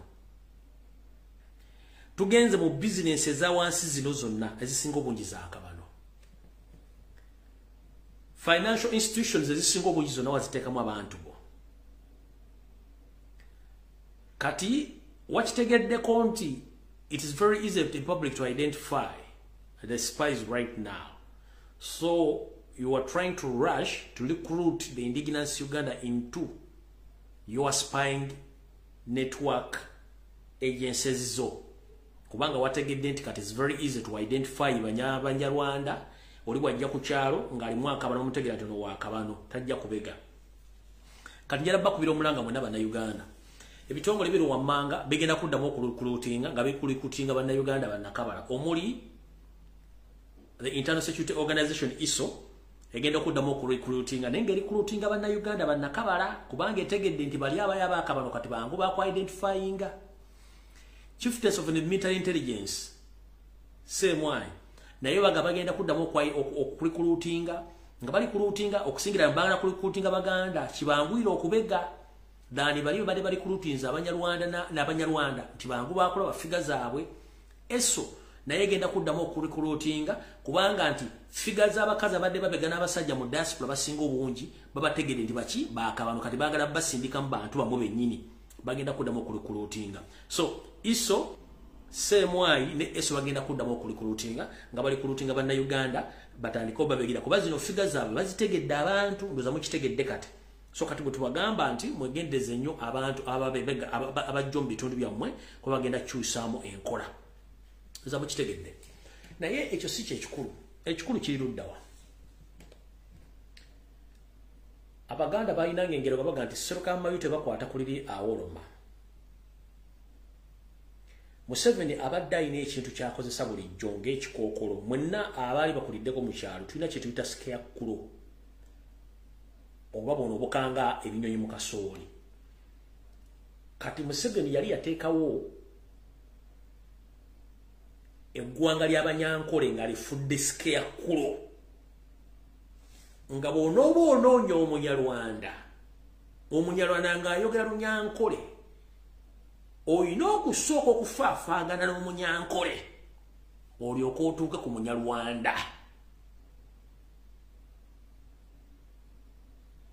oba kankuwa ekizampa entuufu mwenna abaali balidde ku binazi bino ebivaamu amazzi n'olususu luli olubeera munda kati ekinazi kino kibeera ne skiini kibeera n'olususu luli olubeera ku ngulu olwo kati kitwale ne Museveni ge mazzi gali n'olususu luli oluli munda kiri kye tuyita ekimere ye Museveni ye munyarwanda oyo yali yeekwese kati yali ateekawo ekyo ekintu ku ngulu nga yeezinga muli bw'ati kati nga olina okusooka okulwana n'omunyankwe okugera Museveni nasooka nenwana n'ekintu kino abadde bavuma Lumbuye ne bavuma Lumbuye musosoze biki paka lwekimereko nebekinazi wansi pu nenkyasaamu nakyo nekyeteeka ku bulu bwekino nekyejjayo kati abantu bakakitegera nti linda bulijjo tulwana ekino nga tetumanyi kati yali yateekawo mbwadde ekizampu yakinazi naye nga Museveni ekyo yakikozesanga scarecrow okutiisa abantu kati buli obadde oyagala okulumba abantu abali mu gavumenti goloza nti banyankole olwokuba nti boogera olunyankole emisana kati nga bagamba nti ososola abanyankole nga naffe tulina mentedega nti ebino jujjuddeko banyankole ofisi jjuddeko banyankole mu poliisi banyankole mu maje wowe si banyankole bano banyarwanda bali beekweka mu munyarwanda nga bali muli gamba no ati sino gamba chimbweno balimu kumbe ekiro bajja ne boogera ennimi zaabwe kati tubajje tubatadde ku mmeeza kati yateekawo ekikoko nga bulwoyogera nga atandika kati nga yateekawo kakadi kali buli lwoyogera nobanga atukakobooti nga yeesika nga yeekweka mu banyankole bwati kati mwe mulwana n'abanyankole bagati amulwana kumbe kiri ekintu ekinene ekikookolo gye kiri eri kati ekikookolo twakijje tukikuba katugambe mwenna abeddira olugave mulumanyi bulungi nnyo olugave kyekisolo ekyayina kyekisasinza ensonyi kasito ekikolako nga kyezinga kati Museveni bwate bwabaddaaba emisana atambula nga kati obutuka nti munyarwanda nga kyezinga bwati kati nga ajjayo ekintu tribal tetulina kigambo kyonna kye bayita busosole mu ggwanga tekiriyo kubanga ffe tetusosola ye yennyini yabadde asosola kati ffe tubadde tulwana n'abanyankole bataata basenga era njala kusooka okutwala okwetonda kwange eri mwenna abaganda baffe abanyankole we are very sorry all along we thought that you were among those people but finally we have discovered these people camouflaged into your tribe. So we have been blaming you for nothing. So publicly I'm here to apologize. I myself am very sorry that we have been accusing Banyankole, that the one ruling the country, taking all government offices, which is not true. So we are, I myself am very sorry about that, because now we have discovered the real people who come afraid that Banyankole, while they are not Banyankole. So njalo kwetonda kwa kwetondera abantu bonna Abanyankole mwenna nakabala nze nganze munansonyiwa nawe bajja kuva betondere olokuba tubadde tubasubiza okuba nti muli kimu kubali nenga ate bali bajene babayiteekamu nga balowooza bo babayitaddemu nti Banyankole kumbe balina kye bakweka ebbanga lyonna ne tugenze kizuula nga Abanyankole bannakabala bali ku byalo bakuyenga nfuufu n'ente ze baazitwala amataka ge baba gatwala babatta ekyatuusa n'omugabe wa Nkole okuba ng'aliira ku nsiko. Can you imagine? Kyatuusa n'omugabe wa Nkole okuba ng'aliira ku nsiko essaazi gwe twandise Kabaka wa Banyankole yadduka musajja wattu teri amanjaali. Soliza mukitegedde bulungi. Nze publicly neetonze olw'okuba tubadde tubasongamu olukwe nti muli Banyankole kumbe si Banyankole be batukolako effujjo Banyarwanda. Bwe tudda mu byafaayo mu Bwakabaka bwonna obadde mu Uganda okuli obwa Busoga, obwa Bunyoro, obwa Toolo n'obwa Nkole obaddewo. Obwa Lwenzulu tebwegatta nnyo mu mukago guno naye omukago guno gwalimu omukago guno gwalimu Abanyankole, Abanyoro n'Abatoolo pozi n'Abasoga balabikanga nnyo nga bajja mu Buganda eri mukwano gwabwe mu Bwakabaka wa Buganda bassekabaka abaaliwo ng'era bakolagana bulungi nnyo n'ebifaananyi gye biri mu archive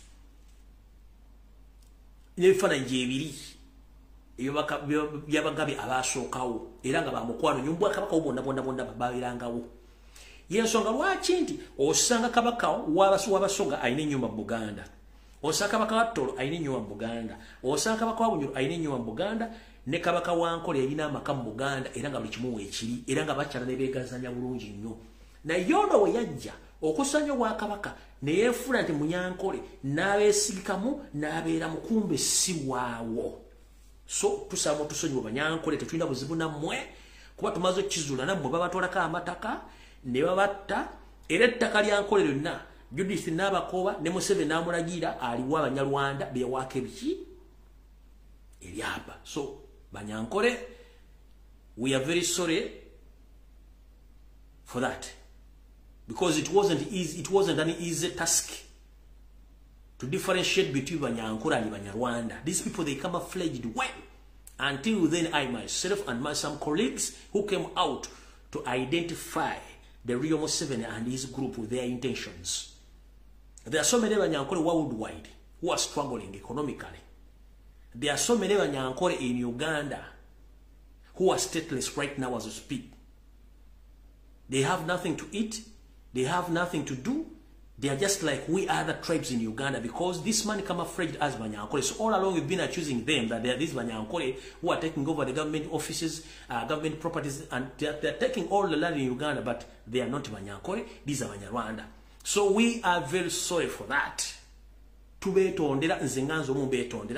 It was a mistake.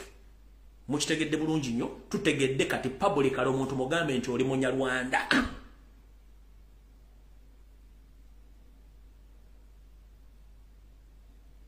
Adiringe nakyo bw'oba tayagala kweyita ggwanga lye tujja kudiringa naye kati public tukitegedde. Ono gwe tudiringa naye.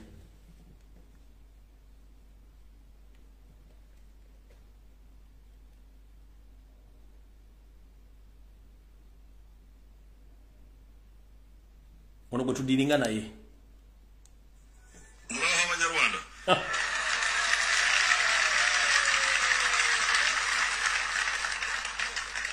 Murakomeye cyane.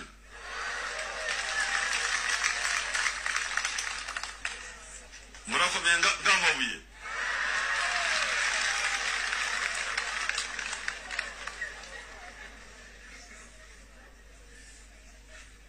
Murashaka mbavugire Ikiswahili?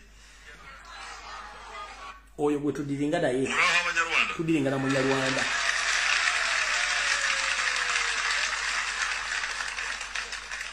Murakomeye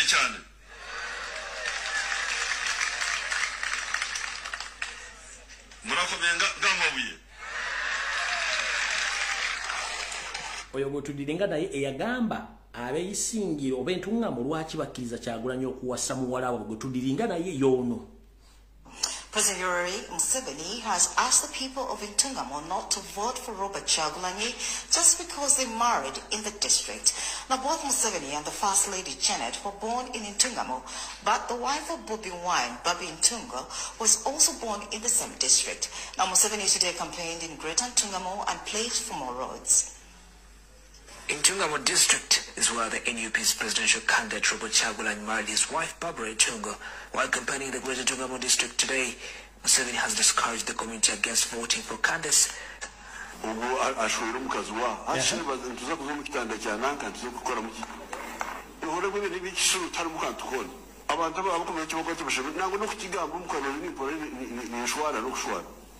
Ate kurondo omuby'obutegeki n'omugasho ogunaza kutugasira iki. The same district is Museveni tozalibwanga mu Uganda, toyina wazalibwa. Wajjira ku mugugu nga muwogo omwoke ng'olutalo balusejirwaluka n'ojja mu Uganda. Tolina nsibuko. Ne mutabani wo talina nsibuko, n'ejjere talina nsibuko, mwene temulina nsibuko.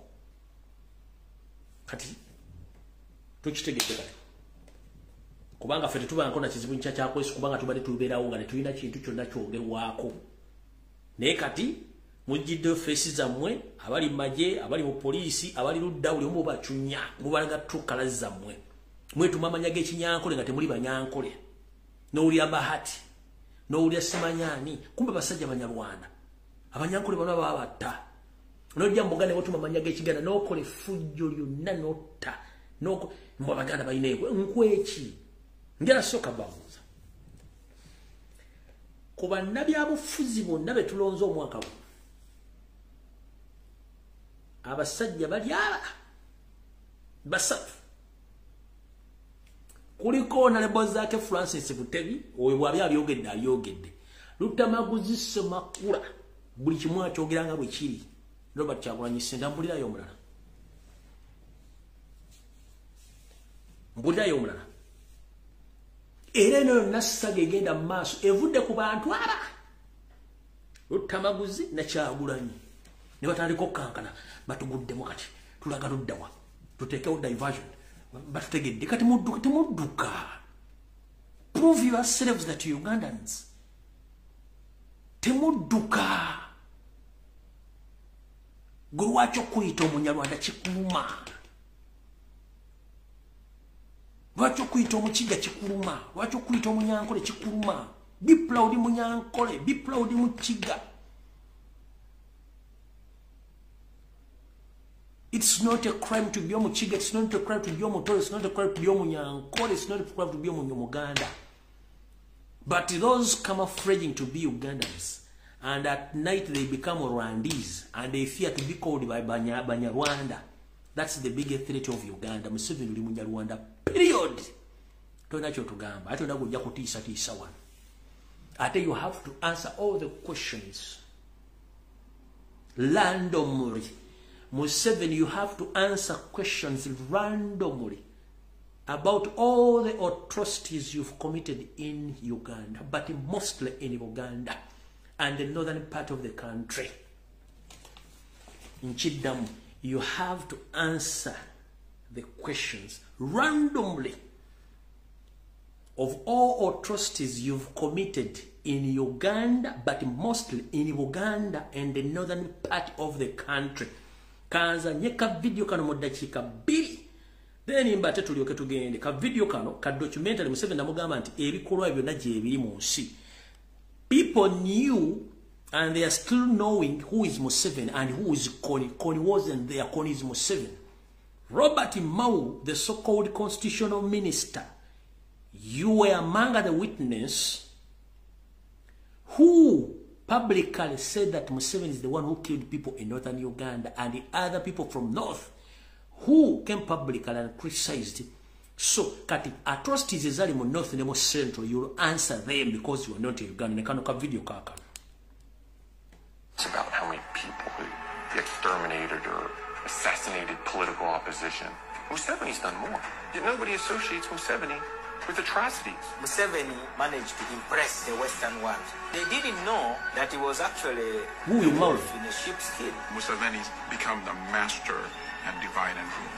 He knows how to set one ethnic group against the other to his own advantage and for his benefit. Museveni's army was moving from village to village. If they were not burning houses, then they're shooting people down. If they are not shooting people down, they are destroying crops. Government soldiers would actually perpetrate these atrocities and then make it appear as if the LRA had committed those crimes. And rape is being used as a weapon of war. A lot of women who have been raped cannot tell their story because nobody is going to believe them. Men were being raped for the first time. In front of their families, in front of their children, and in front of their wives. Those of us who come from northern Uganda know what it means to be dehumanized, to be reduced to nothingness. Amnesty International, Human Rights Watch have documented these atrocities. Yet, Museveni is untouchable. The shocking thing is that the government was able to forcibly displace them, then not provide food, shelter, medicine, or protection. They were taken to these concentration camps in order to be destroyed. At its peak, 1,000 people every week were dying because of the conditions in the camp. Museveni and his key commanders who committed atrocities, crimes of war, crimes against humanity, should be investigated, should be indicted. To date, nothing has happened. We must not let the world forget. We must keep on telling the stories. We must keep the memory of suffering alive.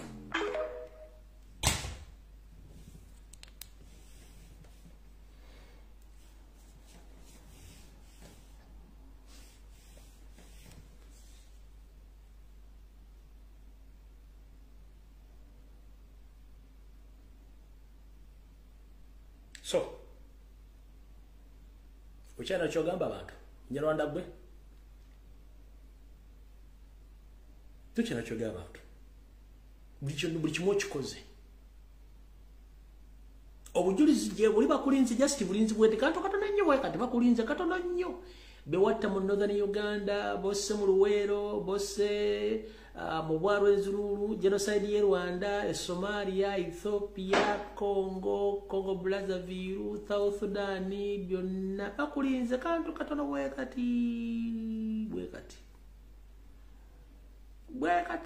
bakulinze kati obujulizi bwonna gye buli eyo documentary gyeri CIA gina FBI egirina Mamu Kage egirina Matana egirina buli kimu gye kiri International Criminal Court buli kimu gye kiri byonna byasiba kulinze mu katono bwe kati Janet nawe ojja kwansalinga mutabani wo sale mwenna mujja kwansalinga Mbukoni was there kale biwete bya FBI BSMF ADF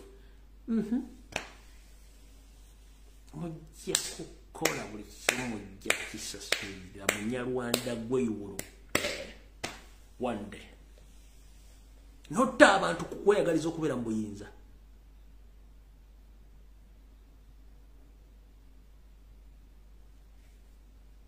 ayisaina tusinkane ku Sunday mu Bulange Mmengo ku saa 2 ez'akalongeezi nema ku video wedde